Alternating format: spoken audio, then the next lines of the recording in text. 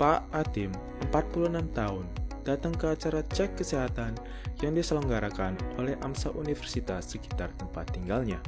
Ia telah didiagnosis diabetes mellitus tipe 2 selama 2 tahun terakhir dan sudah lama tidak kontrol ke dokter. Saat dicek gula darahnya, ia terkejut. Wah, Pak, ini gulanya tinggi sekali, 250 mg per desiliter. Ada riwayat DM ya, Pak? Rutin minum obat nggak, Bapak? Waduh, iya Mbak, tuh sih dikasih obat suntik. Apa itu insulin ya? Ya itulah pokoknya. Sudah 1 tahunan pakai padahal Mbak, tapi akhir-akhir ini suka kelupaan. Terus ya, saya kok sering tetap ngerasa lapar. Kasus diabetes Pak Atim ini menarik untuk dibahas. Sudah rutin melakukan pengobatan, tetapi gula darah masih tinggi. Suka lapar pula. Kira-kira apa ya penyebabnya? Yuk, kita cari tahu.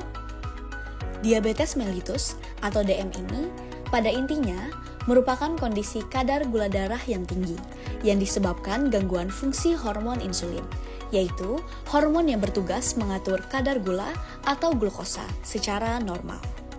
Kadar gula darah berubah-ubah sesuai waktu pengukurannya. Pada orang dewasa, normalnya gula darah sewaktu bernilai di bawah 140 mg per desiliter. Nilai gula darah Pak Atim yang jelas lebih dari 140 mg per desiliter menandakan bahwa benar ia menderita DM. Pada pasien diabetes, kemampuan tubuh dalam merespon insulin juga mengalami gangguan. Fenomena ini dikenal sebagai resistensi insulin. Resistensi insulin membuat tubuh sulit menggunakan glukosa dan menyebabkan kadar glukosa darah meningkat. Awalnya, konsumsi gula yang berlebihan membuat pankreas terus-menerus menghasilkan insulin.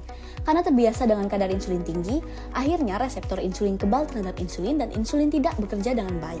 Salah satu tandanya adalah tetap merasa lapar walaupun sudah banyak makan karena ada banyak glukosa yang tidak bisa masuk ke dalam sel. Lalu, jika sudah tahu penyakitnya, bagaimana pengobatannya? Pengobatan DM prinsipnya bertujuan untuk mengatur kadar gula darah kembali ke rentang normal. Penanganan DM tanpa obat salah satunya dapat dilakukan dengan olahraga teratur kurang lebih 150 menit setiap minggunya dan membatasi konsumsi gula. Sedangkan contoh penanganan obat DM yaitu menggunakan obat yang bernama metformin untuk mencegah terbentuknya glukosa dalam tubuh. Jika sudah mengkonsumsi obat selama 2-3 bulan tetapi gula darah masih tinggi, apa yang dapat dilakukan? Suntik insulin merupakan opsi lain. Biasanya, insulin disuntik sebelum makan dan dilakukan di lengan atas ataupun perut. Namun, pengobatan invasif ini diberikan setelah berbagai pertimbangan dokter.